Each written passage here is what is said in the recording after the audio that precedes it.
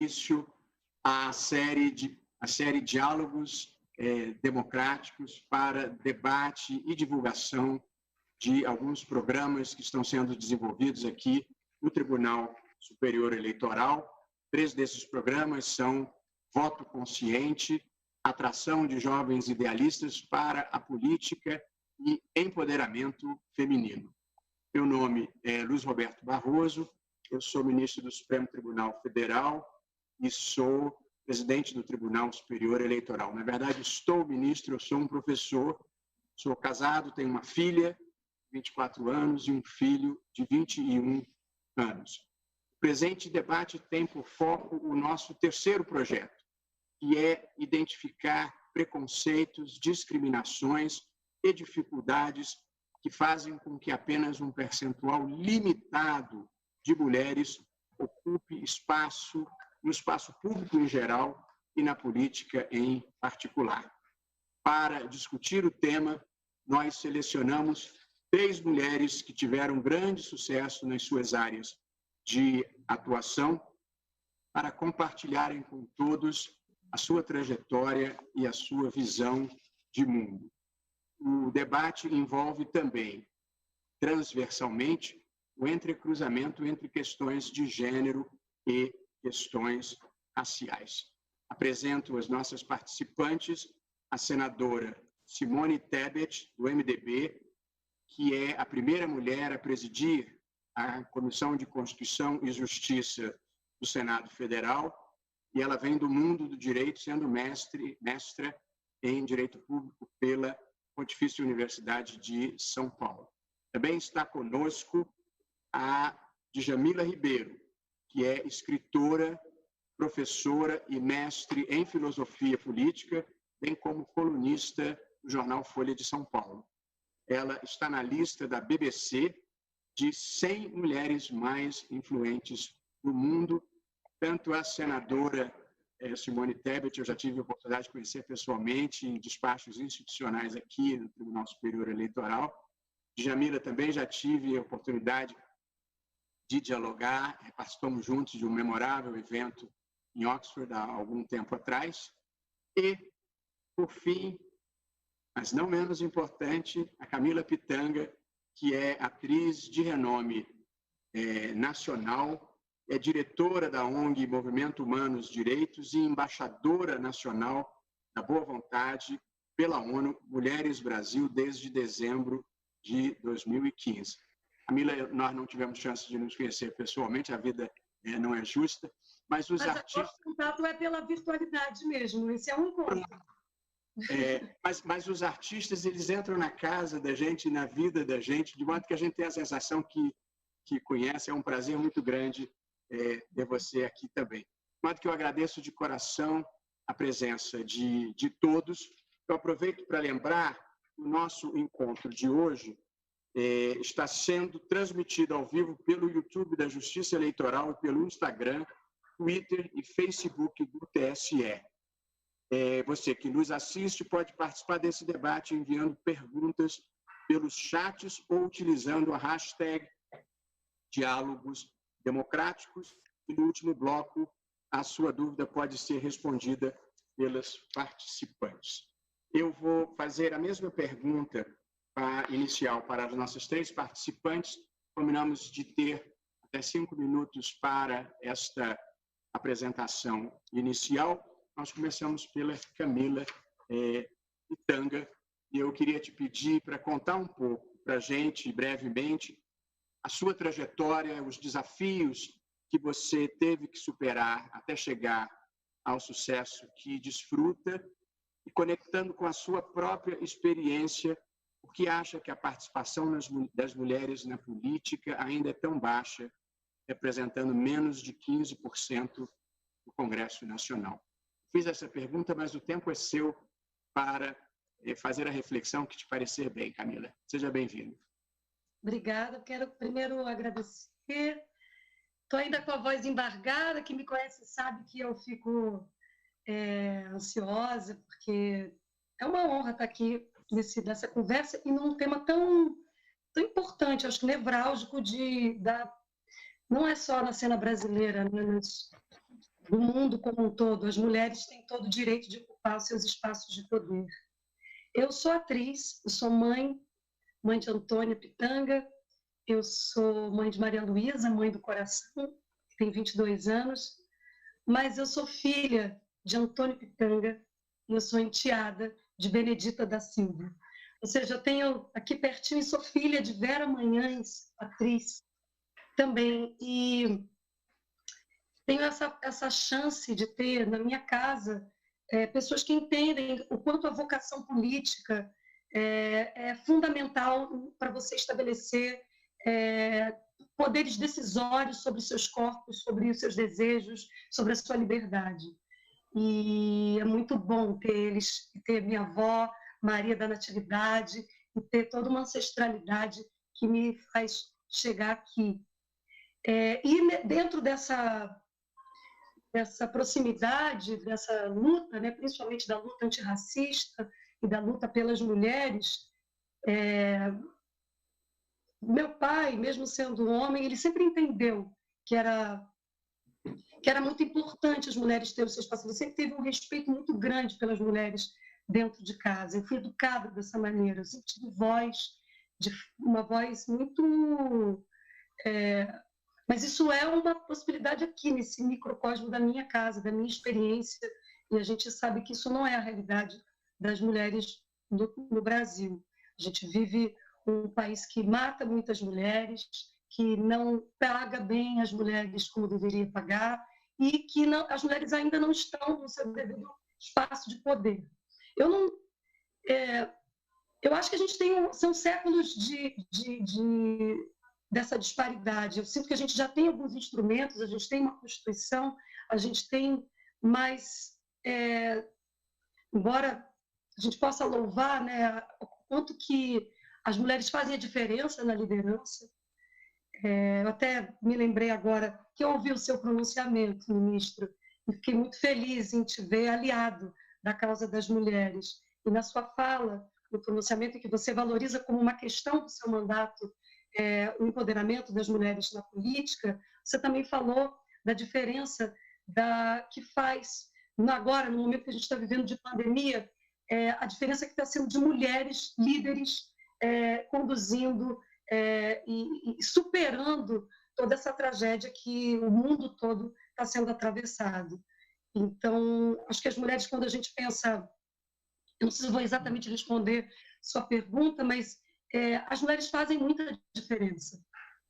E quando eu penso nas mandatas, nas gabinetonas, sistemas que têm um olhar assim mais horizontal de liderança, eu vejo que tem uma possibilidade de renovação, de superação do modus operandi que a gente vem trabalhando até aqui, que eu acho que é muito importante a gente valorizar e chegar a um lugar que não seja esse, de 77 mulheres no Congresso contra 500 e tantos homens. Acho que isso mostra, a gente definitivamente, embora em 2018 tenha sido um marco importante de renovação, mas é muito aquém do que a gente pode conquistar. E aí eu quero só, na verdade, fazer uma fala, utilizar aqui a minha voz, ecoar a voz de uma mulher, que foi a primeira mulher negra eleita deputada, Antonieta de Barros. Porque eu, quando fui chamada para fazer essa live, eu confesso, ministro Jamila, senadora, que eu fiquei um pouco, nossa, no momento que a gente está vivendo, que a gente está vendo a democracia praticamente ficar numa areia movediça, estranha, perspectivas estranhas. Fiquei me perguntando sobre o fundamento da gente estar fazendo essa conversa e me lembrei... eu me lembrei de algo que também foi um momento de corte na minha vida, que foi a morte de Marielle. A morte de Marielle foi, para mim, um momento que eu fiquei muito sofrida, pensando assim, o que vale a pena? Se ela que simboliza tanta coisa, um espaço de poder, um espaço, né, tantas lutas, que isso... E aí eu lembro que eu fui para as ruas, e eu lembro de sentir na vibração das pessoas uma mobilização de reação, de ação, de conversa, que é esse o sentido que eu acho que a gente tem, de entender que, quando, na última eleição, muitas jovens negras estavam aí entendendo que precisavam ocupar esses espaços. Então, eu estou querendo ligar a Marielle Antonieta de Barros, que em 1934 foi a primeira deputada negra, e ela dizia isso: não será a tristeza do deserto presente que nos roube as perspectivas de um futuro melhor, onde as conquistas da inteligência não se degenerem em armas de destruição, de aniquilamento, onde os homens, enfim, se reconheçam fraternalmente. Será, contudo, quando houver bastante cultura e sólida independência entre as mulheres para que se considerem indivíduos, só então queremos existir uma civilização melhor. Eu acho assim, a gente está num momento de impasse, onde a gente pode construir tudo. Acho que a gente sempre tem que estar no momento de poder construir o que a gente quer para o futuro. O futuro, ele é algo que se transforma nas nossas mãos. Então, eu estou querendo ligar a fala de Antonieta de Barros, a presença de Marielle, invocá-la aqui, porque é nisso que eu acredito que nós, mulheres, estamos no nosso momento de ocupar os nossos espaços e de mostrar a diferença que a gente pode fazer. É nisso que eu me pauto como atriz, isso me pauto como mãe e como abertura de conversa aqui com vocês. Camila, muitíssimo obrigado.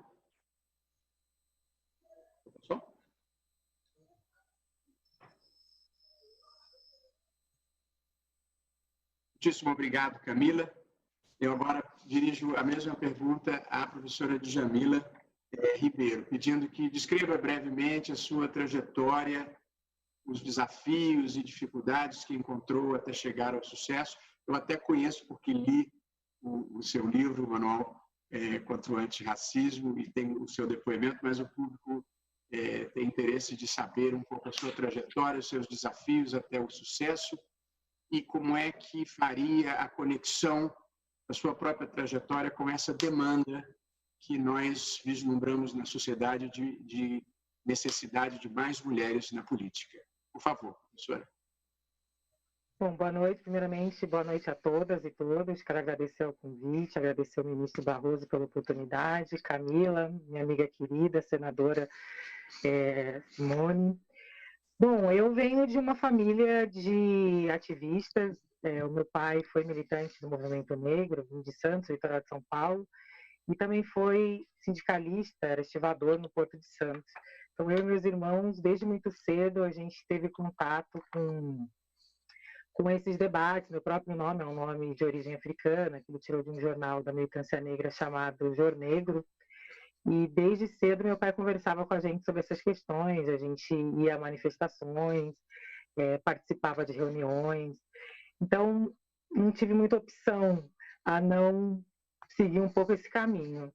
Mas penso que uma mudança de chave, um divisor de águas importante na minha vida foi quando eu trabalhei numa organização de mulheres negras chamada Casa de Cultura da Mulher Negra, em Santos, e que ali foi muito importante enxergar o mundo pela perspectiva das mulheres negras. Foi ali que eu conheci o trabalho de Jurema Werneck, Sueli Carneiro, e de tantas outras mulheres fundamentais para a luta antirracista e para a luta contra o machismo no Brasil.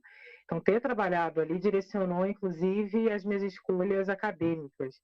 Depois eu fui também coordenadora de um cursinho popular, do núcleo da Educaf em Santos, que é um cursinho pré-vestibular comunitário. Sempre acreditei na educação popular, na importância do diálogos com a base, que venho com essa formação desde com o meu pai, e a importância de fazer esse trabalho a partir da educação popular.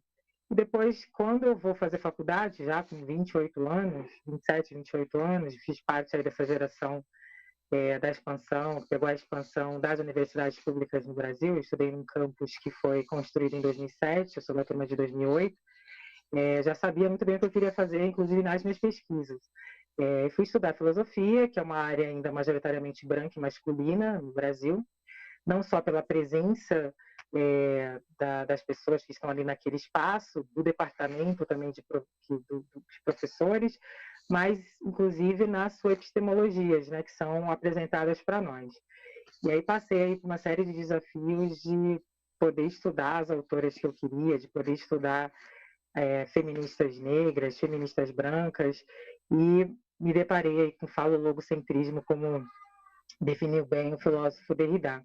Então, mas pelo fato de já ter esse histórico de militância dentro da universidade, junto com outros colegas, nós montamos o MAPU, que era o Núcleo de Estudos Interdisciplinar em Raça, Gênero e Sexualidade, e ali a gente começou a fazer eventos dentro da universidade, a pautar esses temas dentro da universidade, a convidar militantes, ativistas, pesquisadores para apresentar pesquisas.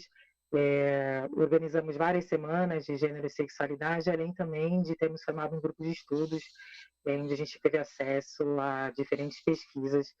Então, eu sempre falo que não foi a academia que me ofertou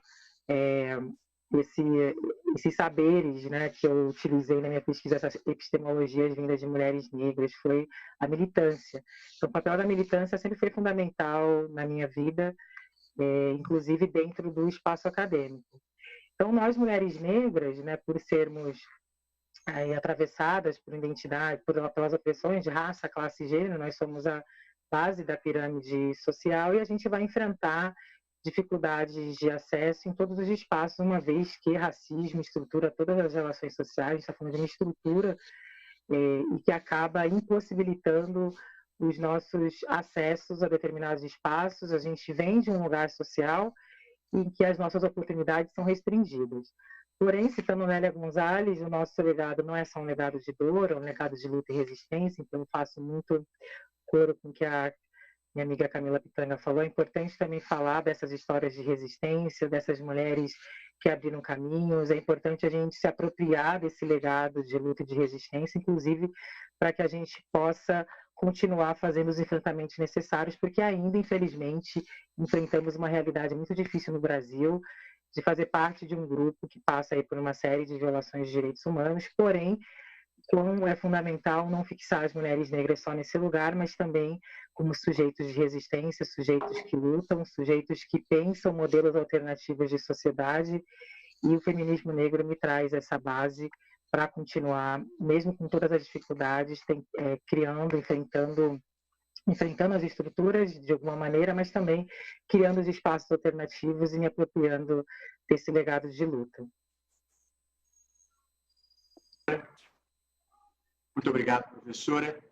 Eu ouço agora também com muito prazer a senadora Simone Tebet e gostaria de ouvir como tem sido a trajetória que a senhora percorreu na política, as dificuldades, os desafios que encontrou pelo caminho, como uma personagem forte e minoritária, como a senhora desempenha o papel no Senado, e que tipo de consideração faria para nós tentarmos atrair mais mulheres para a política. E só para dizer, nós temos dentro da questão de atrair mais mulheres para a política, a professora Jamila, também atrair mais pessoas negras em geral e mulheres particularmente também para a política.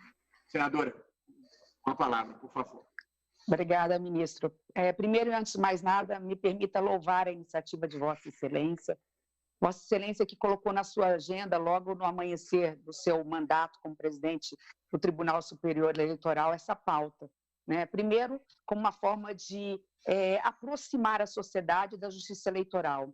Eu acho que é muito importante a sociedade saber o papel do Poder Judiciário, neste momento, inclusive, no momento de tantas dúvidas, tantas incertezas e tantos embates institucionais que levam, muitas vezes, alguns poucos a achar que o país mais comandado por um poder do que outro, quando, na realidade, nós temos uma Constituição muito forte que assegura a independência e a harmonia, obviamente, dos três poderes. E sempre lembrando que a palavra final, o verdadeiro intérprete da Constituição Federal, portanto, das nossas garantias, dos nossos direitos, é o Poder Judiciário, mais especificamente o Supremo Tribunal Federal.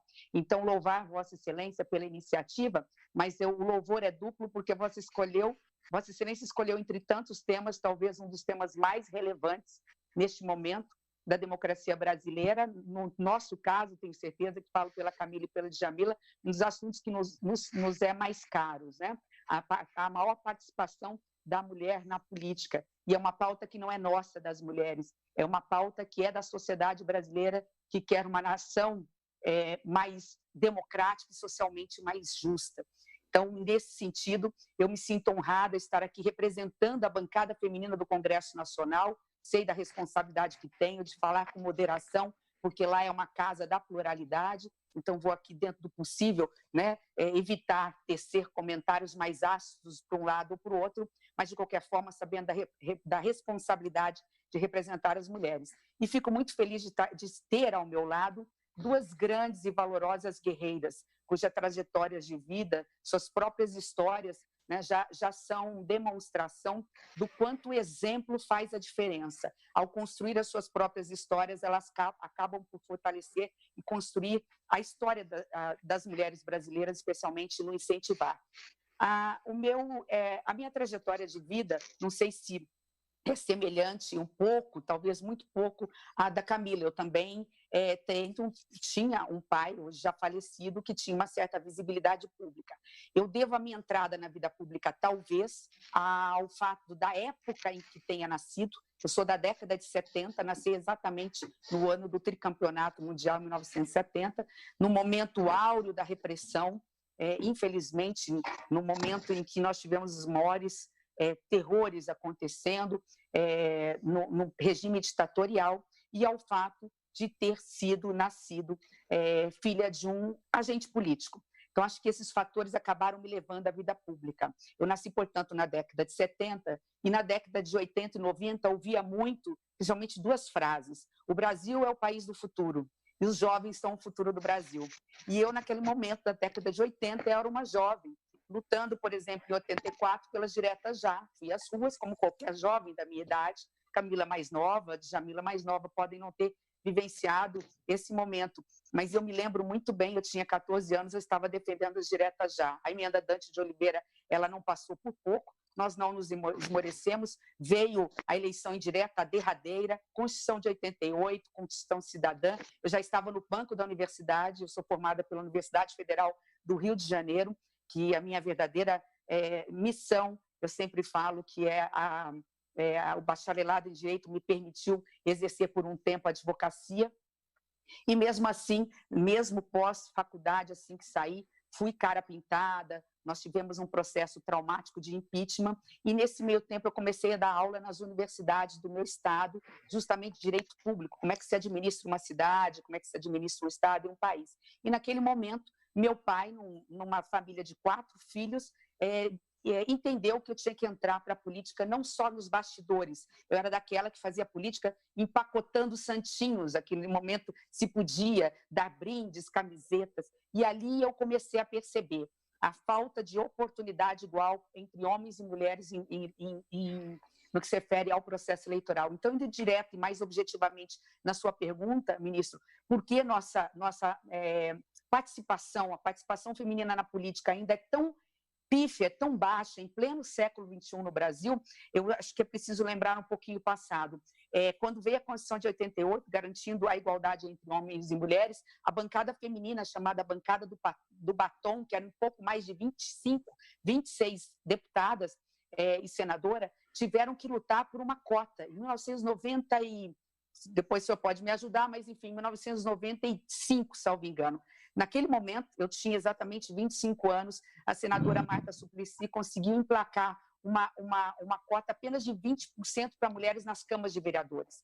Em 97, isso foi estendido para as assembleias legislativas e para e para o governo e para a Câmara de Deputados. Mas ali, desde ali, nós víamos que não havia igualdade de oportunidade. Essa cota era um faz de conta. E aí depois a gente pode falar mais para frente numa outra pergunta em relação a toda a evolução e o papel fundamental do TSE e do Supremo Tribunal Federal em 3 grandes intervenções, a última em 2010, que foram decisivas para garantir que a lei fosse efetivada e fosse cumprida, mas pulando toda essa etapa para encerrar, nós continuamos não tendo a mesma igualdade de oportunidade, por 3 razões que eu só elenco e não vou explicar, porque, obviamente, o tempo urge. O primeiro, porque nós ainda temos, como dirigentes dos partidos políticos que fazem as chapas, que formam as chapas, que distribuem recursos financeiros, que até um pouco tempo atrás distribuíam tempo de televisão e tempo de rádio, discriminando as mulheres, nas mãos de dirigentes masculinos. A segunda, porque é um círculo vicioso. Nós temos um Congresso Nacional, nós temos as Assembleias Legislativas, a maioria absoluta de homens. Então, toda vez que viemos com uma política pública voltada para a mulher, para a família, para a criança, para o adolescente, ou mesmo de empoderamento da mulher, nós normalmente não temos apoio para avançarmos nessas pautas. Então, tudo isso, eu vou parar por aqui no momento, porque sei que teremos tempo para o debate. Tudo isso me faz crer que o grande problema hoje da baixa representatividade da mulher na política é ainda o fato de não termos o cumprimento da Constituição Federal, no seu artigo 5º, de garantir igualdade de oportunidade para homens e mulheres na questão de espaços de poder. Muitíssimo obrigado, senadora, pelas palavras. Vamos a uma nova rodada de temas para ouvirmos os nossos convidadas, a atriz Camila Pitanga, a professora Djamila Ribeiro e a senadora Simone Tebet. A indagação seguinte, sobre a qual... Primeiro, eu até hoje sou ministro do Supremo e agora presidente do Tribunal Superior Eleitoral, que são cargos que exercem em alguma medida de poder. Eu gostaria de dizer que eu também venho da militância contra o regime militar e da militância pelos direitos humanos e, portanto, eu frequentemente me sinto mais um professor que gosta de pensar o Brasil do que uma autoridade que faz valer a Constituição e as leis. Eu gostaria de perguntar agora, começando pela Camila novamente, por que você acha que um olhar feminino, a sensibilidade feminina pode fazer diferença na vida pública de um país? E somado a isso, como você vê a divisão tradicional do trabalho e das funções, ainda hoje na sociedade brasileira, como algo que dificulta a inserção e a ascensão da mulher na vida pública? Portanto, um pouco o que você acha que o que você destacaria como sendo a contribuição feminina para a política? Gostaria de saber sobre esta divisão tradicional de tarefas na sociedade brasileira, que geralmente onera a mulher. Na divisão tradicional das mulheres, nós temos o papel do cuidado, né? Do cuidado com os entes, com a casa, com a família, um papel que não seria... é uma tradição, mas não é uma verdade, né?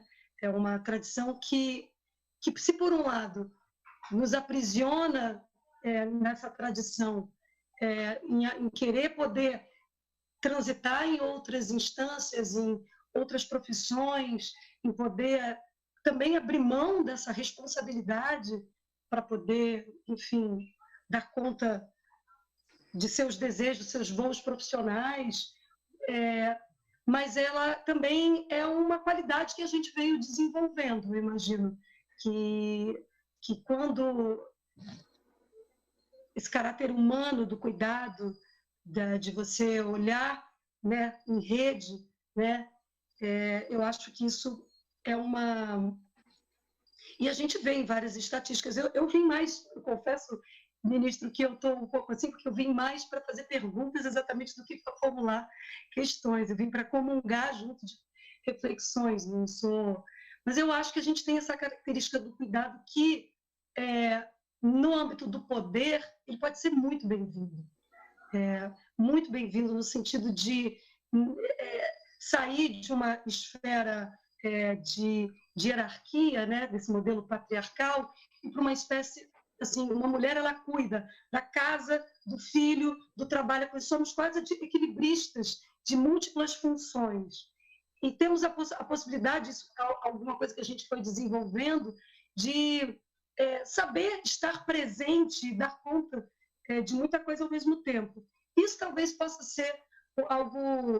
Mas eu acho que é muito mais do que isso, né? Acho que tem a potência do gerar, a potência do feminino também na sua força geradora, na sua força criadora, da sua inteligência, que esse papel que nos coloca abaixo dos homens é uma construção, ela não é uma realidade, né?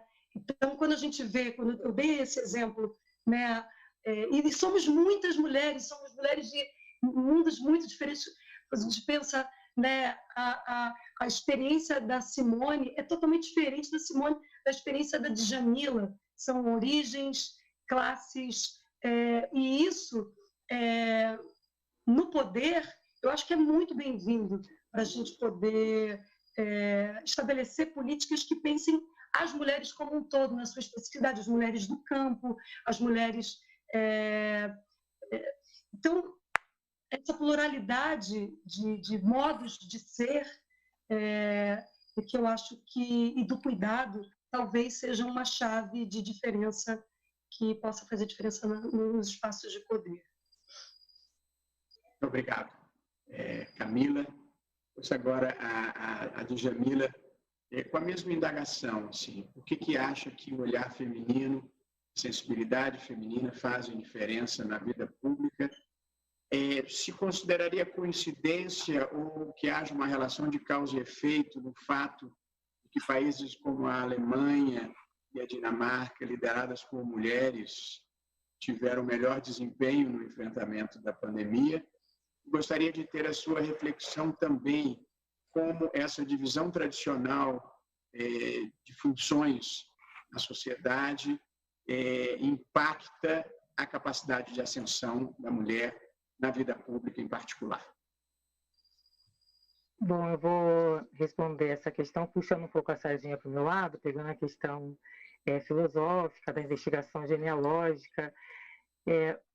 Quando a Simone de Beauvoir, né, no Segundo Sexo, quando que abre o volume 2 do Segundo Sexo, ela diz: não se nasce mulher, torna-se mulher,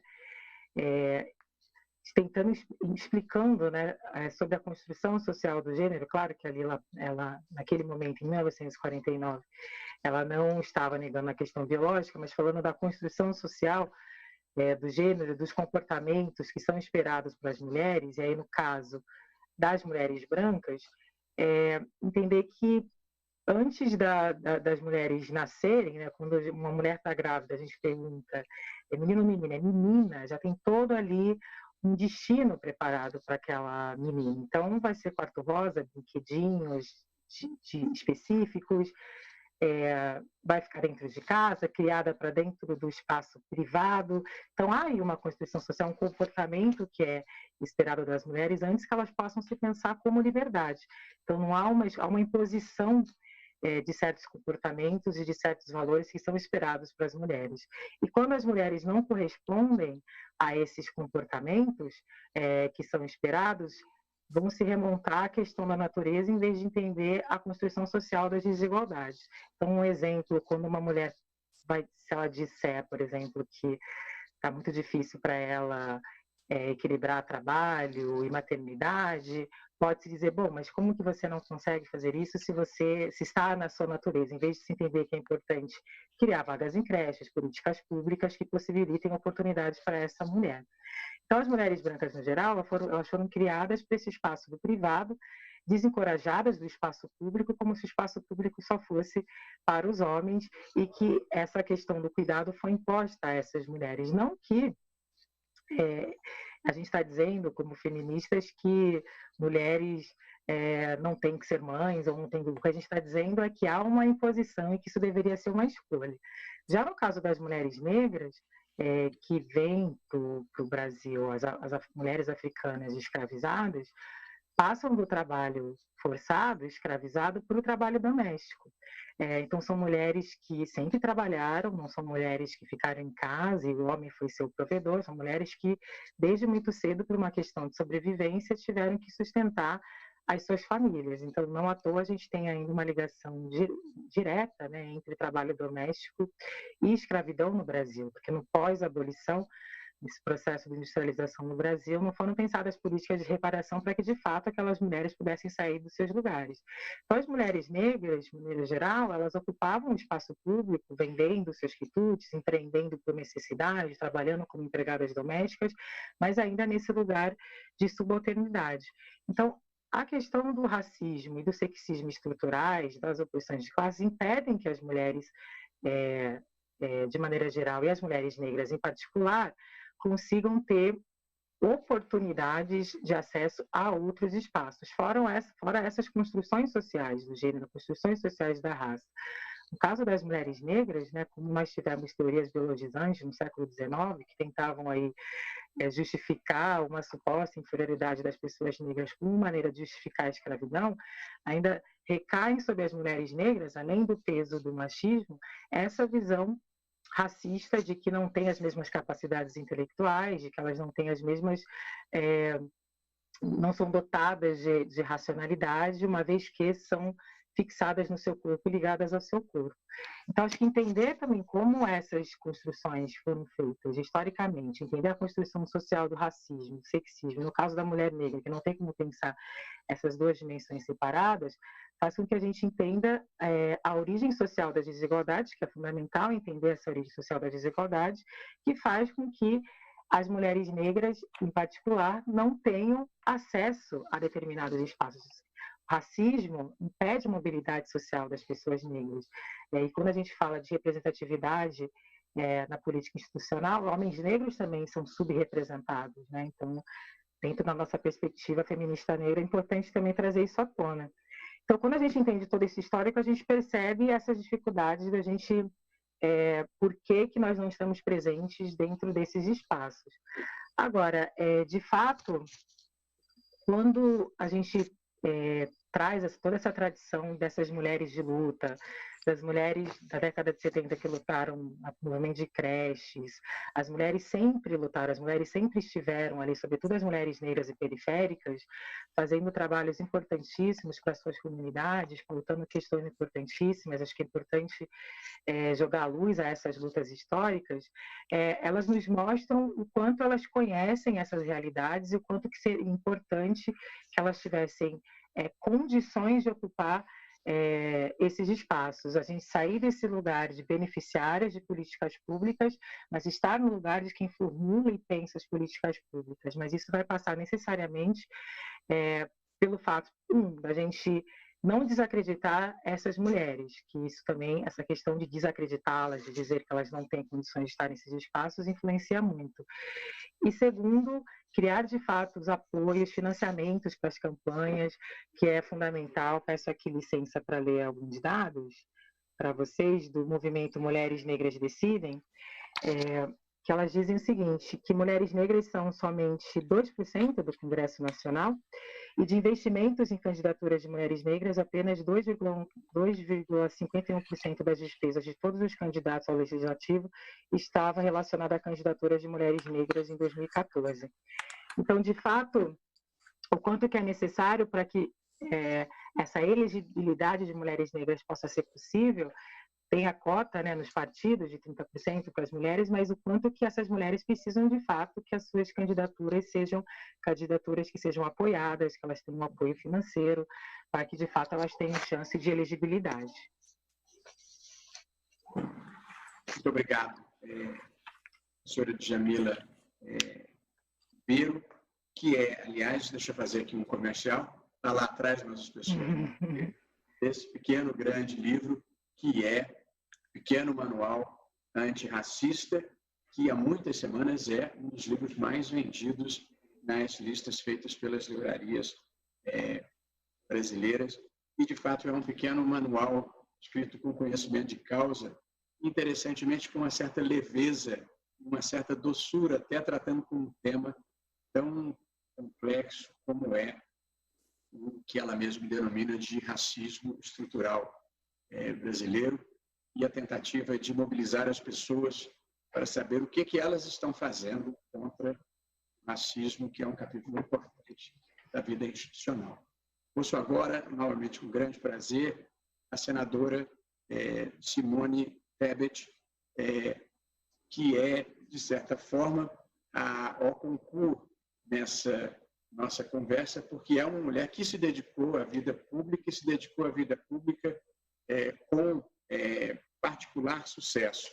De modo que gostaria de ouvi-la, senadora, qual a contribuição que acha que o olhar feminino, a sensibilidade feminina traz para a vida pública, para a vida política em geral, e como a senhora lidou com a superação, ou pelo menos com a conciliação da divisão tradicional de tarefas na vida social brasileira para se dedicar a essa carreira. Bom, obrigada, ministro, pelas palavras gentis, mas acabei de ter uma aula por parte da Djamila. Gostaria de ficar aqui ouvindo a sua história, né? Que, como Vossa Excelência bem mencionou, né? Como escritora, ela relata a própria vida, experiência de vida, e Camila não é diferente. Mas eu gostaria de fazer uma observação em relação a esse assunto. Eu acho que o olhar da mulher na política, ele é diferente, porque a razão da mulher entrar para a vida pública também é um pouco diferente da do homem.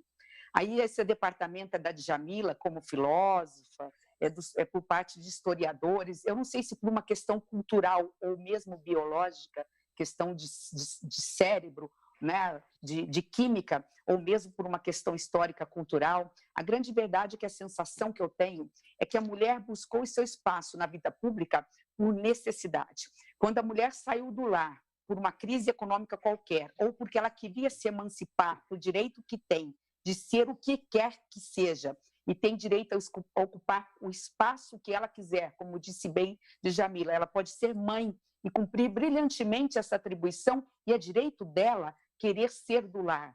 Mas a partir do momento em que ela sentiu necessidade de ir para a rua, seja por uma questão econômica, de ajudar no sustento da família, 40% hoje dos lares brasileiros são sustentados por mulheres, seja porque ela sentiu necessidade, depois que foi para o mercado de trabalho, de ser ouvida, de ter uma arena onde ela pudesse ouvir e pudesse reivindicar seus direitos, porque ela percebeu que mesmo nas mesmas atribuições, com as mesmas funções, ela recebia menores salários, que ela não tinha, por exemplo, no mesmo ambiente de trabalho, as condições adequadas de exercer a sua atividade que os homens. E nós temos N exemplos na história do mundo e do Brasil.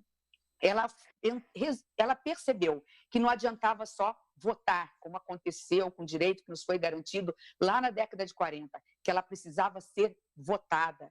E aí eu acho que faz toda a diferença essa razão do fato da mulher querer entrar para a vida pública, não por ambição, não pelo poder, repito, não sei se é uma questão biológica ou cultural, mas é essa sensação que eu tenho quando eu convivo com a bancada feminina no Congresso Nacional, e não é de agora, eu comecei a minha vida pública como deputada estadual, tive o privilégio de ser, e não falo isso com orgulho, muito pelo contrário, é muito triste, porque foi há pouco tempo, ser a primeira mulher prefeita da minha cidade, reeleita prefeita, e a primeira vice-governadora de um estado, que é o meu estado de Mato Grosso do Sul. Isso agora foi ontem, quer dizer, isso mancha a história política do Brasil. Nós temos sempre primeiras vezes, fui a primeira mulher a liderar a maior bancada do Congresso Nacional, do meu partido, a primeira mulher na presidência da CCJ. Isso não é orgulho, isso a gente tem que falar com tristeza para mostrar o quanto nós temos que avançar ainda em relação a essa questão.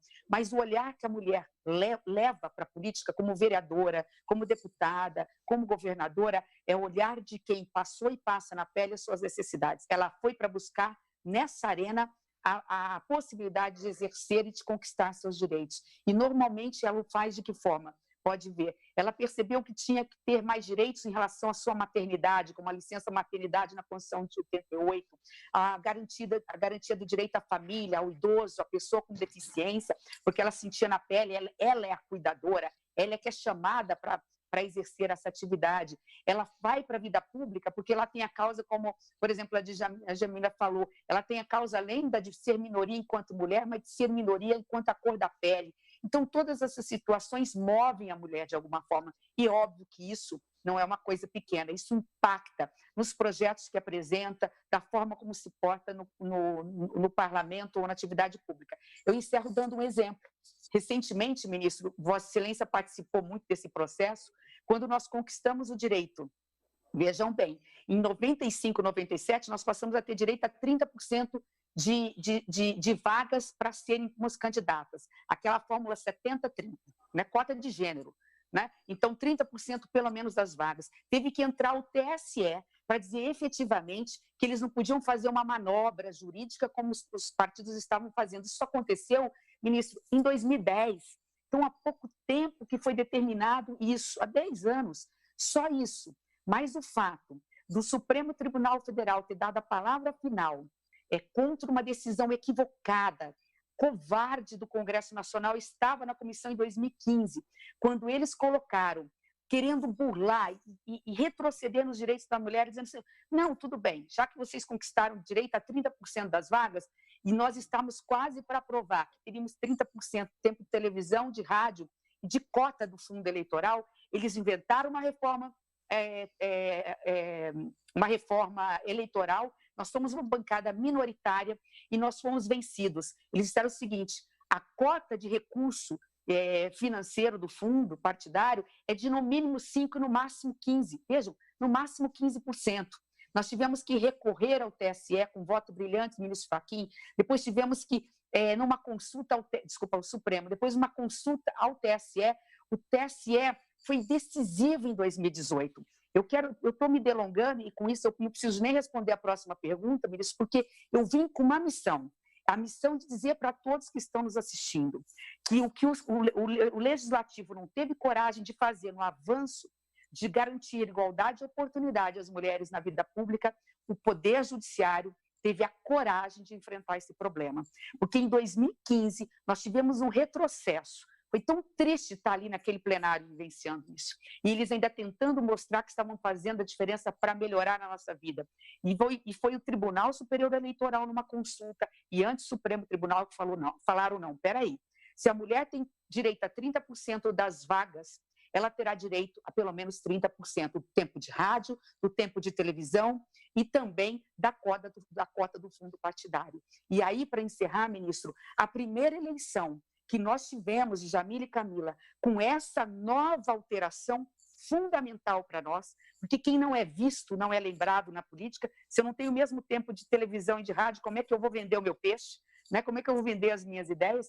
A primeira eleição que nós tivemos, que foi em 2018, eu estou com os dados aqui, nós saímos pela primeira vez no cargo majoritário, só serviu para deputada federal, é a primeira eleição que nós vamos ter com essas novas regras agora para as eleições municipais. Nós saímos, em 2014, de 51 deputadas federais na Câmara dos Deputados para 77, um crescimento aí de 50% de mulheres deputadas federais. Então, eu encerro dizendo o seguinte, essa história de que mulher não vota em mulher, de que mulher não quer participar da vida pública, é um discurso machista daqueles que, infelizmente, não querem perder o poder. Muito obrigado, senadora. Eu estava ouvindo a senhora falar. A verdade é alguém tem que ser pioneiro, alguém tem que abrir o caminho e os americanos chamam de role model, né, de ser um símbolo de sucesso que os outros podem seguir. Portanto, acho que foi extremamente positivo esse caminho que a senhora pôde abrir para atrair novas mulheres para a política. Vou inverter um pouquinho agora a ordem, coitada, que a Camila sempre fica como a primeira, e quem vive no mundo do direito sabe que bom mesmo é falar por último, não é falar primeiro. Verdade. Eu queria ouvir a Djamila um pouco sobre uma questão que me aflige e que acho que tem uma conexão direta com o empoderamento feminino e a superação dos obstáculos para as mulheres na política, que é a questão da educação. Como a sua própria trajetória demonstra foi o acesso ao ensino e depois ao ensino superior e depois ao mestrado, que permitiu a visibilidade que o seu trabalho passou a ter. Não apenas permitiu seu autoaperfeiçoamento, como também a visibilidade que uma mulher negra que pôde obter as titulações acadêmicas próprias e falar com a própria voz pela causa negra. Gostaria de ouvi-la um pouco, professora, sobre a educação, o papel da educação, das ações afirmativas no âmbito da educação, e se a senhora acha que pouco da baixa atratividade da política para as mulheres, como para os jovens em geral, se deve à política ter ficado em alguma medida estigmatizada no Brasil. Bom, ministra, a educação a gente considera como fundamental, porque o acesso, né, à educação de qualidade, porque ela quebra com ciclos de exclusão. As políticas de ações afirmativas foram fundamentais no Brasil para o aumento do número de pessoas negras com acesso ao ensino superior. A UERJ, a Universidade Estadual do Rio de Janeiro, foi a primeira universidade a adotar cotas no Brasil em 2001. A UNB, a Universidade de Brasília, foi a segunda em 2004, e a gente tem a Lei de Cotas Federal de 2012. E o quanto que ela foi fundamental para diminuir alguns abismos sociais e possibilitar oportunidades. Porque o debate, muitas vezes, que as pessoas faziam, né, das pessoas contrárias às cotas, era de que todos têm as mesmas condições de ocupar os mesmos espaços, mas o debate das cotas ela diz respeito a oportunidades e não a capacidade. O fato do STF ter julgado a constitucionalidade das cotas, né, foi de extrema importância, um marco muito importante na história do Brasil. Porque, de fato, porque eu insisto, né, na questão da origem social das desigualdades, porque quando a gente entende como elas foram construídas, a gente não vai ser contra as medidas que visam diminuí-las. E muitas vezes no Brasil não há um entendimento do racismo, do sexismo como sistemas de opressão. As pessoas muitas vezes acreditam que basta querer, cai num discurso de mas é só se esforçar que, não entendendo que a gente está discutindo as desigualdades concretas, que a gente está discutindo condições concretas para termos oportunidades reais e de fato de ocupar determinados espaços. Então a questão da educação é fundamental. Os movimentos negros no Brasil sempre lutaram pelo direito à educação. A própria Lei 10.639 de 2003, foi extremamente importante, porque alterou a Lei de Diretrizes e Bases de Educação para incluir o estudo da história africana e afro-brasileira nas escolas, porque também o modo como a história é contada é fundamental para quebrar com certos estereótipos e com certas visões de mundo.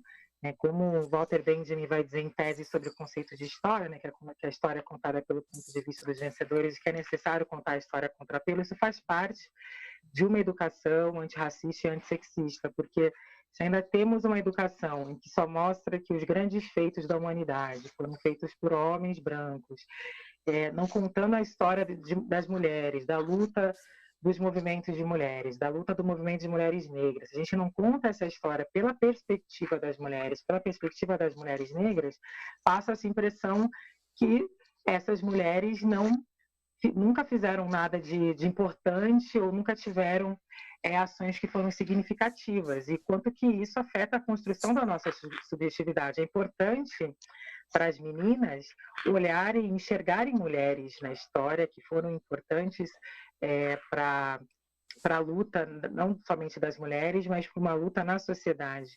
Porque isso faz, o poder da representatividade, ele é poderoso, essas imagens positivas, elas são poderosas.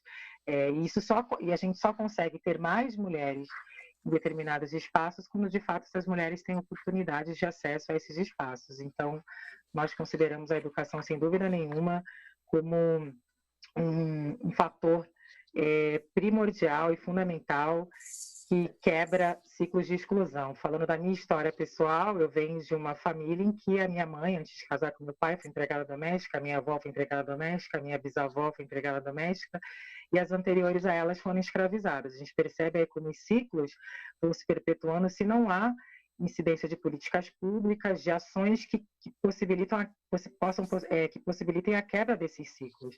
Então, o ciclo ele só foi quebrado na minha geração porque eu fiz parte de uma geração que teve acesso a uma educação de qualidade. Eu tive oportunidade, de fato, de fazer o ensino superior e depois fazer o meu mestrado, enquanto isso muda a trajetória da minha família a partir desse momento que se há oportunidades. Então, sem dúvida nenhuma, pensar políticas públicas não somente, né, na educação, mas na saúde, na habitação, em todas as áreas, porque se a gente está falando de estrutura, a gente está dizendo que mulheres e pessoas negras acabam não tendo as mesmas oportunidades em todos os âmbitos, são as pessoas que vão mais sofrer com falta de acesso à moradia, são as que vão mais sofrer com a questão de não ter acesso à saúde.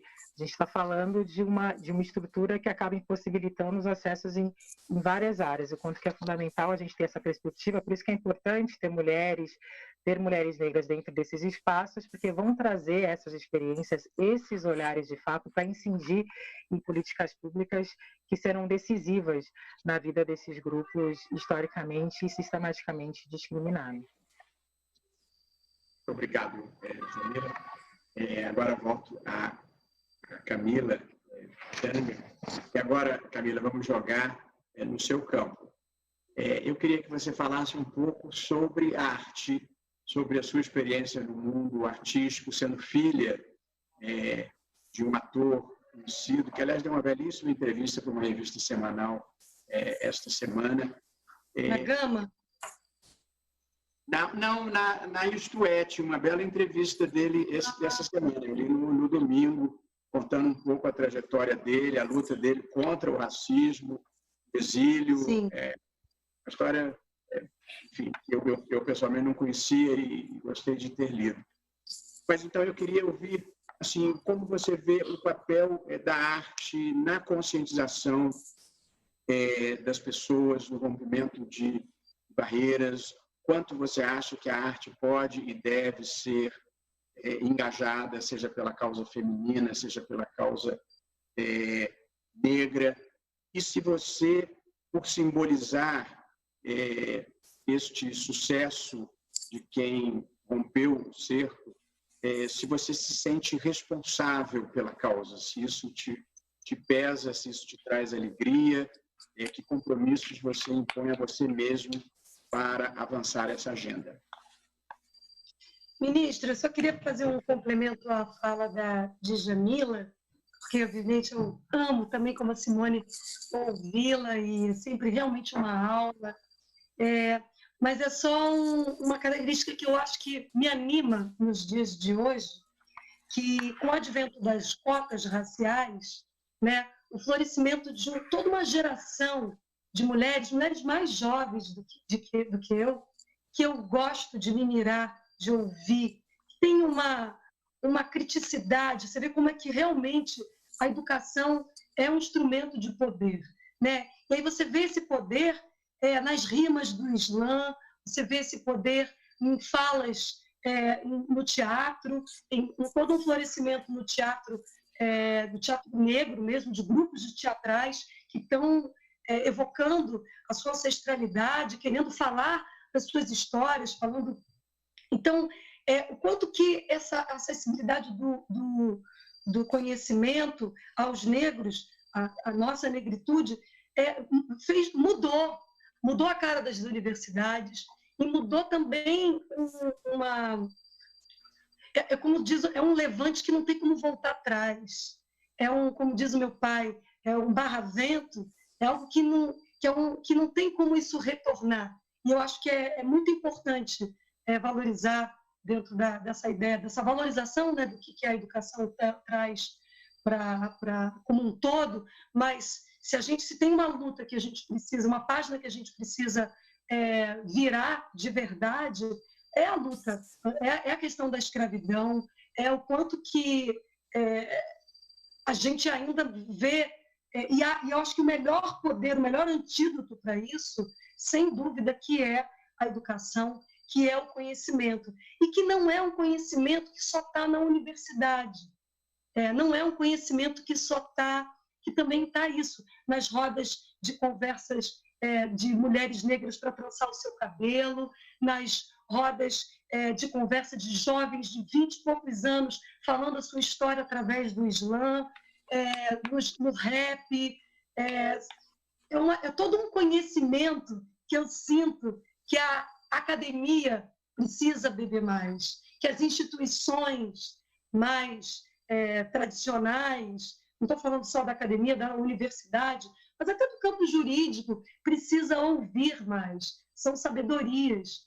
E eu acho que isso só é algo que me anima muito nos dias de hoje, poder estar aberta mesmo para ser atravessada por essas vozes, como, de fato, esse futuro, esse presente que a gente pode, se a gente abre essas janelas. Então, assim, eu adoraria que a MC Martina tivesse a oportunidade de um dia estar aqui conversando com você, porque eu acho que é uma jovem, não tem nem 30 anos, ministro, mas que tem uma sabedoria, um olhar sobre o país, sobre as suas origens, que ilumina, é farol, sabe? Eu tive a sorte de ter um Tony Pitanga na minha vida, na minha estrada, mas hoje eu tenho essas jovens mulheres negras, mulheres da periferia, que me apontam caminhos, me apontam posturas de dignidade, posturas de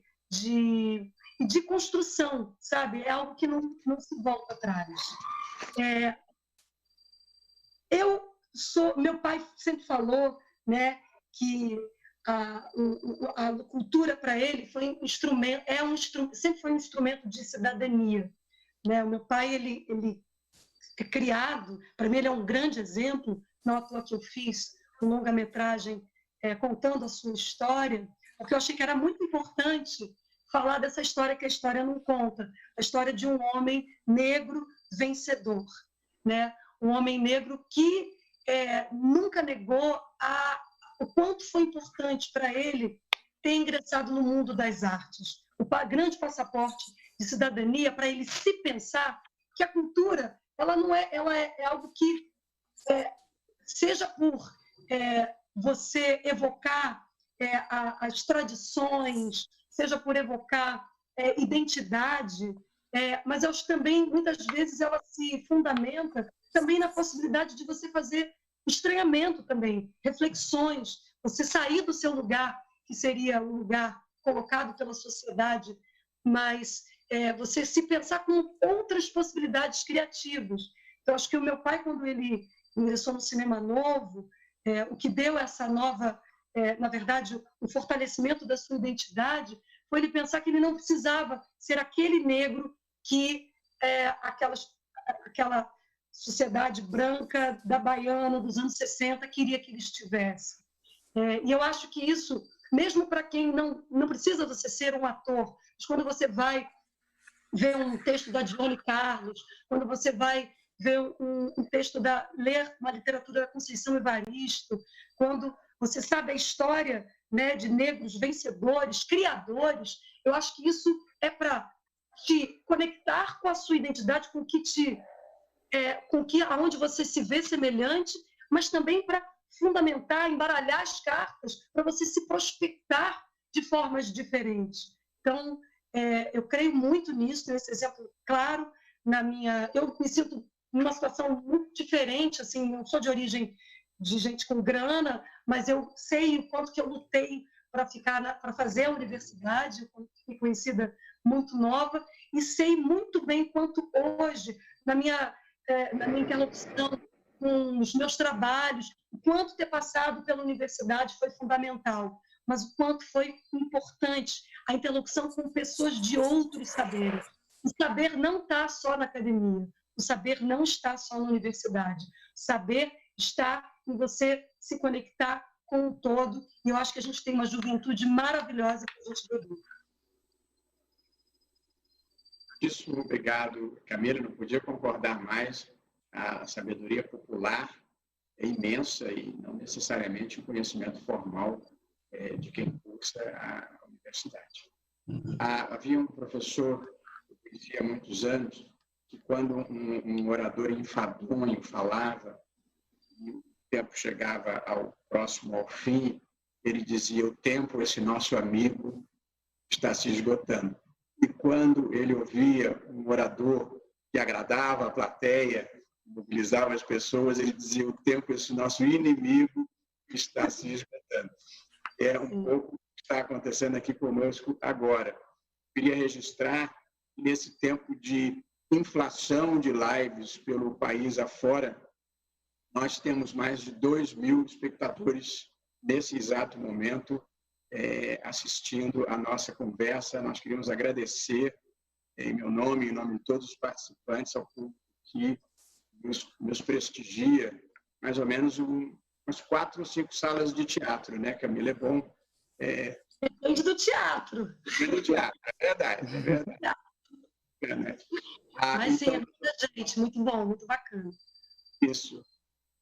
Então, nós vamos passar para o nosso capítulo final, que são algumas perguntas vindas do público que está nos assistindo. E, portanto, eu vou fazer uma pergunta para a senadora Simone Tebet, uma pergunta para a Djamila, uma pergunta para a Camila, e aí vou ter que fazer o encerramento, apesar de estar absolutamente deleitado de estar aqui participando dessa conversa, intervindo o mínimo possível, porque o show é de vocês. Senadora, eu vou fazer, na verdade, as duas perguntas são interessantes, e eu, portanto, vou fazê-las simultaneamente, e a senhora já responde de uma vez, por favor. A Valéria Melon pergunta, pelo Instagram: vocês acham que a garantia das cadeiras no parlamento, indo além das cotas das candidaturas, seria importante para termos mais mulheres efetivamente participando dos espaços de poder, tanto uma reserva, não de vagas para se candidatar, como temos atualmente, mas de cadeiras no parlamento? E a pergunta que eu emendo, senadora, é da Daiane Sá, que pergunta pelo YouTube: nem todas as mulheres que ocupam o parlamento representam efetivamente as necessidades das mulheres. Muitas têm o patriarcado enraizado. Como a senhora vê essa situação? Por favor, senadora. Obrigada. Eu prometi ser breve e vou procurar sê-lo. As duas perguntas realmente me estão interligadas. Agradeço a Valéria e a Daiane pelas perguntas. No caso da Valéria, eu tenho, inclusive, dados em mãos. Eu sou presidente da Comissão de Constituição e Justiça e por ali passam realmente qualquer projeto relacionado à alteração do Código Eleitoral, da lei partidária, da lei dos partidos políticos e tudo mais. E, nesse momento, a Valéria me permite fazer justiça também a uma bancada de senadores, portanto, homens de timbre masculino, mas de alma feminina, que somam-se conosco nessa luta por igualdade. É importante dizer isso. Eu tenho em mãos, eu me lembro que nessa eleição, como eu mencionei, de 2018, que foi a primeira vez em que, graças ao TSE, o Supremo Tribunal Federal, nós tivemos o mesmo espaço de tempo, televisão e ajuda de fundo partidário e eleitoral para a campanha da Câmara dos Deputados. Eu me lembro que, nesse momento, surgiu, pipocou na imprensa, a possibilidade de termos tido candidatas laranjas, ou seja, mulheres que foram usadas como barriga de aluguel e foram condenadas por isso, quando, na realidade, foram os homens dirigentes de partido que se aproveitaram de uma situação, a maioria mulheres simples que nem sabiam que tinham emprestado os seus nomes para servir por um processo aí ilegítimo de desvio de dinheiro público, porque o fundo partidário e o fundo eleitoral são recursos públicos. Então, naquele momento, olha que interessante, Valéria, você que me pergunta, nós tivemos um projeto imediatamente apresentado por um homem, um senador, que dizia o seguinte: não, vamos combater a candidatura dos laranjas. Ouçam bem, ele queria retroagir a 1997 para acabar com a cota de 30% das mulheres, dizendo que isso estava favorecendo a corrupção na política. Imediatamente, um senador, portanto, sexo masculino, pediu para relatar e nós rejeitamos em caráter terminativo na CCJ. Com isso, eu rendo as minhas homenagens a muitos senadores que somam conosco nessa luta. Da mesma forma, a pergunta dela, de forma muito objetiva, eu tenho aqui mais ou menos, puxei aqui a lista rápido, eu tenho aqui mais ou menos 1, 2, 3, 4, 5, 6, já estou aqui, contei 7 projetos, ministro, relacionados muito parecidos em relação a esse tipo de cota. Não mais 30% de vagas nas candidaturas. Alguns chegam como um senador também, portanto, o homem, dizendo o seguinte, é preciso paridade entre homens e mulheres. 50% das cadeiras para homens, 50% das candidaturas para homens, 50% de candidaturas para mulheres. Mas na pergunta dela é a reserva de assentos. Nós também temos, já nesse sentido, projetos, alguns relacionados a 30% de cadeiras nos proporcionais. A gente lembrar que para majoritário não dá para fazer essa conta. Candidata a prefeito, a governadora, a presidente da República, ao Senado Federal, é mais difícil porque não há um sistema proporcional, é majoritário.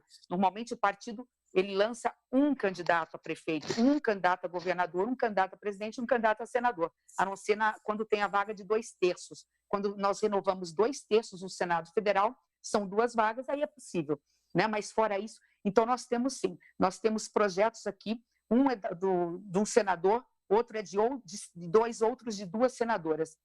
E por fim, nós temos uma PEC já aprovada na Câmara, no Senado, está na Câmara, para garantir já que pelo menos aquelas cadeiras começando para a próxima legislatura, ministro, 10% das cadeiras.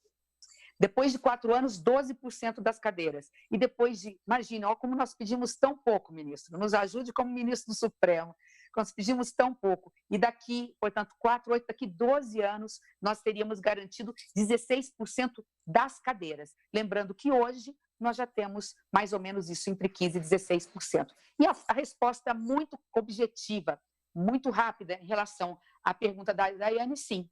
Nós tivemos, por exemplo, uma deputada, me permita não citar o nome, dirigente de um partido, que queria retroceder e retirar essa cota das mulheres, entendendo que isso favorecia a questão de candidaturas laranjas. Infelizmente, não vou dizer o nome, e que não tem essa preocupação com essa pauta mais relacionada, de uma certa forma, uma pauta mais de políticas públicas, mais humanitária. Mas o parlamento é isso, é uma casa plural, ali temos homens e mulheres que pensam de diferente, como é, representativamente, representando as diferenças e a diversidade da sociedade brasileira. Eu encerro a minha participação agradecendo muitíssimo, ministro, sei que não tenho mais oportunidade de falar, então muito obrigada pela oportunidade de estar ao lado dessas mulheres maravilhosas. Camila aqui se supera em termos de verdade, em termos de paixão, ela tem essa capacidade de nos encantar. Djamila é reconhecidamente como mulher, nos orgulha, né, enquanto mulher, pela sua história de vida. Então, eu deixo aqui uma última mensagem, ministro. As mulheres brasileiras, lugar de mulher é onde elas quiserem, dentro ou fora de casa. O que é importante é que elas façam aquilo que querem e que nos ajudem a servir o Brasil, que nós estamos precisando muito nesse momento da sensibilidade das mulheres. Há um poeta espanhol que fala, né? Caminhante não há caminho, o caminho se faz ao caminhar. Que bom que não há caminho, que bom que nós podemos reescrever, escrever a nossa história, escrevê-la brilhantemente bem a favor do país. Um grande abraço e, mais uma vez, muito obrigada, ministra. Obrigado, senadora. É sempre um prazer ouvir as suas palavras articuladas com inteligência, com empatia, e essa observação muito interessante de que, para romper com os velhos estereótipos, não é preciso criar novos estereótipos. O estereótipo que a gente deseja é o da liberdade de escolha, de cada um fazer aquilo que a faz feliz, e cada um viver a sua vida boa da maneira que escolher. Achei um insight muito feliz, muito inspirado. Muito obrigado. Eu transmito agora à professora Djamila Ribeiro as 3 perguntas que foram selecionadas. Foram muito mais perguntas, tem muita gente assistindo e participando. Realmente emocionante a poder compartilhar desse momento com as pessoas que estão aqui. As 3 perguntas são conexas, Djamila, portanto eu vou conjugá-las. A Marcele Martins pergunta pelo Instagram: que tipo de políticas afirmativas podemos elaborar para ocupar os espaços de poder? A Cristiane Gonçalves pergunta pelo YouTube o que impossibilita ou restringe a candidatura de negros na política. E a Mônica pergunta pelo Instagram como educar mulheres para assumir cargos públicos. Por favor, professora. Bom, eu penso que é importante a gente olhar para a própria estrutura, né, dos partidos, sem dúvida nenhuma. De fato, precisa haver apoio a essas candidaturas. De novo, né, essa questão que o movimento Mulheres Negras Decidem traz, né, da importância do financiamento das campanhas, do investimento em candidaturas de mulheres negras, de pessoas negras, porque, de fato, se não houver essa percepção vinda dos próprios partidos, também a gente não consegue chegar, sequer tem a possibilidade da elegibilidade. Então, eu vejo alguns movimentos acontecendo e penso que eles são fundamentais, vindo de mulheres negras que se unem em torno de algumas candidaturas para eleger aquelas mulheres, mas muitas vezes ainda enfrentando uma série de resistências dentro dos próprios partidos. Então, é fundamental que haja, de fato, esse compromisso dos partidos em apoiar essas candidaturas. Bom, sobre políticas afirmativas, de novo, acho que a questão de gênero, a cota de gênero, ela é fundamental, né, nos partidos, para que se tenha candidaturas de mulheres, mas eu, como feminista negra, eu penso quanto é importante que essas cotas de gênero, de fato, sejam contempladas também pela questão das mulheres negras, né, sobre a questão racial. Então, a gente tem cota para as mulheres, mas não existe a mesma em relação à população negra. Eu penso também o quanto que é importante que se haja, nesse sentido, para as pessoas negras também nas candidaturas, porque, de novo, reforço, né, os homens negros também são subrepresentados e a importância da gente ter esse olhar para essa questão, pensando sempre por um olhar interseccional, não universalizando gênero nas mulheres brancas e não universalizando raça nos homens negros, entendendo que os sujeitos são atravessados por diversas identidades e que se a gente não nomeia a realidade desses sujeitos, elas ficam na invisibilidade. Então, quando se traz os dados sobre a questão da subrepresentatividade das mulheres, claro que a gente tem que analisar a questão das mulheres brancas, mas sempre trazer também a realidade das mulheres negras, né? Quando o Sueli Carneiro nos ensina, né, de quais mulheres nós estamos falando quando nós falamos de mulheres. Então, a universalização também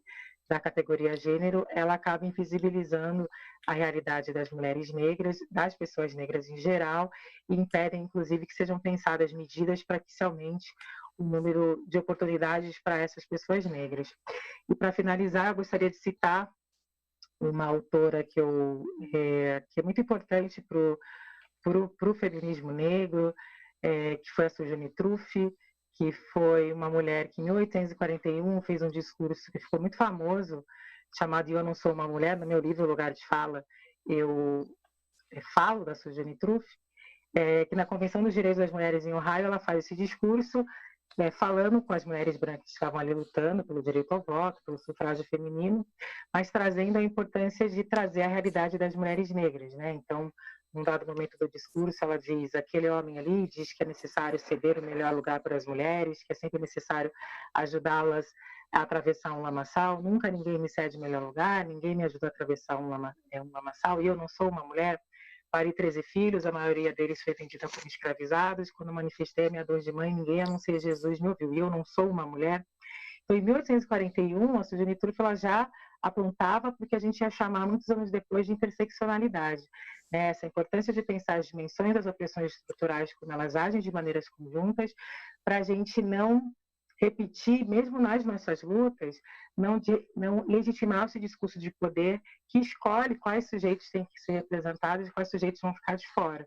Quando a gente pensa em interseccionalidade, a gente traz à tona toda a realidade das mulheres, inclusive dessas que são atravessadas por outras identidades, por esses entrecruzamentos de identidade, como vai falar Kimberlé Crenshaw, que é a teórica do direito que cunhou o conceito de interseccionalidade em 1989, a importância de pensar esses grupos que estão na encruzilhada. Então, eu penso que um caminho possível e necessário é a gente sempre ter a dimensão interseccional, porque sim, queremos mais mulheres na política, mas nós queremos também essas várias possibilidades de ser mulher. Mulheres negras, mulheres lésbicas, mulheres trans, mulheres que partem de lugares diferentes. Nós somos mulheres, mas somos diferentes. As diferenças só são ruins quando elas significam desigualdades. É importante olhar para essas diferenças como fagulhas criativas, como vai dizer Angela Davis, mas entendendo que nas nossas lutas é necessário pensar essa dimensão mais ampla para a gente não deixar de fato ninguém de fora, né? E olhar por um olhar interseccional é uma maneira de não deixar ninguém de fora. Então, eu agradeço o convite mais uma vez, ministra, parabenizo pela iniciativa, pelo trabalho tão importante em trazer esse tema que é tão fundamental para a sociedade brasileira, que é aumentar o número de mulheres na política. Agradeço a senadora Simone, Camila, minha amiga tão querida, e a todos e todas que nos acompanham pela oportunidade dessa troca e pela oportunidade do diálogo. Jamila Ribeiro, muitíssimo obrigado pela sua participação, pela profundidade das suas reflexões, pela maneira expressiva com que faz esse discurso persuasivo, convincente, que não tem o travo do ressentimento, mas a convocação às pessoas para reagirem a práticas historicamente equivocadas e que precisam ser superadas. Portanto, é um discurso convocatório de todos, muito bonito isso. Eu acho que esse é o papel que a senhora desempenha na vida social e intelectual brasileira com maestria, e eu tive muito prazer e fiquei muito feliz com a possibilidade de tê-la tido aqui, e congratulo a mim mesmo por tê-la escolhido para a representação das mulheres e das mulheres negras e das mulheres intelectuais brasileiras. Muitíssimo obrigado. E agora eu dirijo, por fim, as perguntas endereçadas à Camila Pitanga. A primeira, da Brígida Mascarenhas, pergunta pelo YouTube: você pensa em se candidatar um dia? Pode falar sobre como a divisão do trabalho influencia a decisão das mulheres de se candidatar? Outra pergunta é: o que você acha que poderia ser feito para ter mais mulheres na política e se acha que as cotas resolvem? E, por fim, Marieta pergunta pelo Instagram como medidas de ataque à educação se relacionam diretamente com a representatividade feminina, negra e indígena em todas as instâncias representativas do país. Camila. Uau, temos mais 1h30? É o que você pediu. Tentada conta que são perguntas que caem em campos muito amplos, mas, de cara, Brígida, não, eu não tenho... Assim, política partidária, não. Até porque eu acho que existem muitas formas, existem a arena política partidária, ela é muito importante, mas existe uma questão de vocação, de que eu não me vejo exercendo esse papel, mas eu sou cidadã, né? Eu tenho muita responsabilidade sobre o meu papel, sobre a minha voz, e isso é política, né? Acho que você precisa... Quer dizer, nós precisamos muito de mulheres se candidatando, entrando para a trincheira da arena da política partidária. Mas eu acho que também entender que fazer política é a responsabilidade do que você manda para o seu WhatsApp, é a veracidade das informações que você transmite, é a educação que você tem com os seus filhos, como você se relaciona com pessoas marginalizadas. É política. Então, eu acho que eu exerço dessa minha maneira, também um movimento de escuta, que eu acho que também de também ceder terreno, abrir espaço para que novas vozes estejam ali reluzindo nas suas especificidades e nas suas lutas. Você pode me rememorar as outras perguntas? Sim. A outra pergunta é se você acha que cotas resolve? O que você acha que pode ser feito para ter mais mulheres na política? Então, fica aí, eu não consigo reter tudo. Eu consigo uma fala, desculpa, eu não sou filósofa de Djamila, não sou política como a senadora, então eu prefiro ir por partes. Eu acho que as cotas, elas são um instrumento, elas são um importantíssimo instrumento. A senadora falou, né, quanto foi importante, né, no último pleito, assim, uma transformação, um aumento, né, de mulheres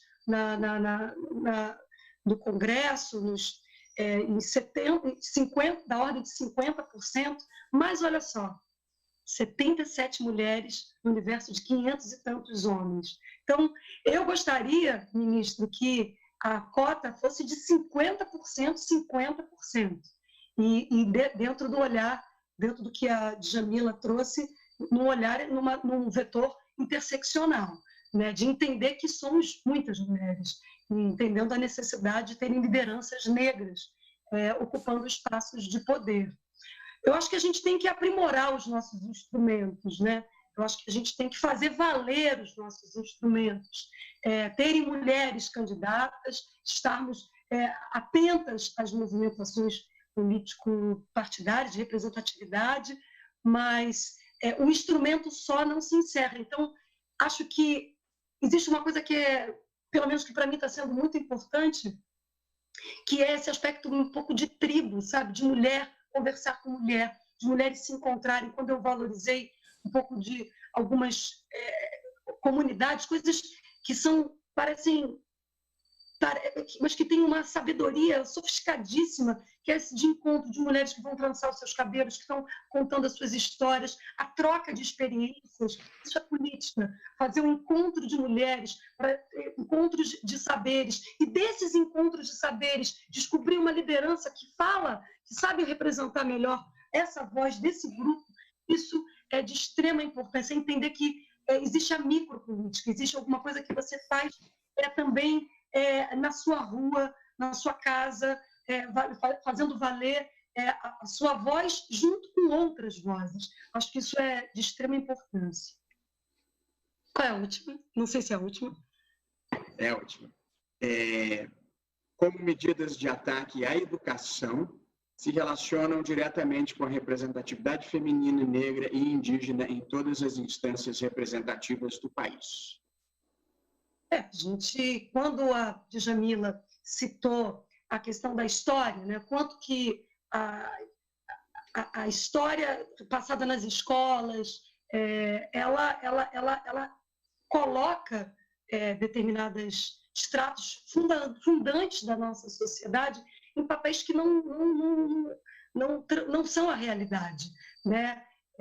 Quando então, eu lembro muito da importância que foi o samba-enredo da Mangueira, né? A história que a história não conta, o quanto que a educação ela pode também ser um instrumento de poder, mas que educação que nós estamos falando? Essa educação que estão querendo agora propor, que não tem princípio laico, que não respeita a diferença, que não pode falar sobre gênero, seja pela igualdade das mulheres, seja pela liberdade sexual, seja pela liberdade de usar os seus corpos. Isso não é educação, isso é deseducação. Então, eu acho que o desmonte que a gente está vivendo no nosso país, em tantas instâncias, seja do meio ambiente, mas principalmente a educação, é um projeto político muito que nós não podemos deixar avançar, sabe? Porque é na educação que a gente cria uma dimensão de futuro, de criticidade. Então, esses ataques que a gente vem percebendo, né, principalmente na educação, e até mais na saúde, impressionante, é algo que exige de nós todas uma voz ativa, uma voz de repúdio, uma voz de questionamento. É um poder da nossa sociedade que a gente não pode deixar ruim. Quero agradecer, não sei se dei conta de todas as perguntas, quero agradecer mais do que nunca a possibilidade de escuta que eu tenho aqui, de troca de saberes. Eu vim mais preparada para fazer perguntas do que exatamente para trazer propósitos, mas super vale a pena. Acho que esse tipo de contato com a sociedade ela é muito interessante, porque faz com que a gente possa se sentir próximo, né, da sua instância, ministro. Então, agradeço mesmo a essa possibilidade e quero mais mulheres no poder. A gente tem muito que avançar e tem muito. Eu vejo um horizonte, ainda que com tudo muito estranho, me mirando em mulheres como Djamila, como MC Martina. Eu vejo que a gente tem um horizonte vasto e muito poderoso pela frente. Camila, muitíssimo obrigado por nos emprestar a sua simplicidade, a sua autenticidade, o seu carisma e a sua experiência rica de vida, e compartilhar conosco, com o público em geral, o que é uma trajetória de sucesso que nos subiu a cabeça. Você é uma pessoa adorável, prazer muito grande tê-la aqui. E assim, meus caros amigos, agradecendo de coração a senadora Simone Tebet, a professora Djamila Ribeiro e a atriz Camila Pitanga, nós vamos nos aproximando do final dessa live, que teve, na média, 2.000 pessoas assistindo, que é muito lisonjeiro para todos nós. Conseguimos discutir aqui, nesse tempo, 1h30, temas de gênero, a luta feminina, pela ascensão social, pela educação, por igualdade de direitos, contra a violência doméstica, a violência sexual, e agora esse esforço que a sociedade brasileira precisa empreender para trazer mais mulheres para a política, mulheres de todas as etnias, de todas as formações. A vida é plural e a diversidade nos enriquece. Tivemos a oportunidade de discutir questões raciais que remontam à escravidão, à abolição tardia, à forma irresponsável, sem inclusão social, como se deu a abolição, a importância das ações afirmativas para o resgate de dívidas históricas. Conseguimos até falar um pouquinho de educação, de como ela é libertadora e importante, e como a Camila falou agora, ao final, quem acha que o problema da educação no Brasil é identidade de gênero, escolas sem partido, ou saber se 64 foi golpe ou não foi golpe, está assustado com a assombração errada. Nossos problemas são outros, são grandes, e nós precisamos dar conta deles. Falamos um pouco de arte e ouvimos um pouco de política com a senadora Simone Tebet, que honra a classe política. Eu acho que as cotas têm um papel, mas a legislação, quando impõe alguma coisa, pode, mas pode limitadamente. Nós precisamos de avanço social, de movimento social e de conquistar esses espaços para as mulheres, inclusive para as mulheres negras na vida brasileira. Muitíssimo obrigado à nossa audiência, à senadora Simone Tebet, à professora Djamila Ribeiro e à atriz Camila Pitanga. Está, infelizmente, encerrada a nossa live. Um abraço a todos, com a gratidão minha pessoal, de todos aqui da família da Justiça Eleitoral.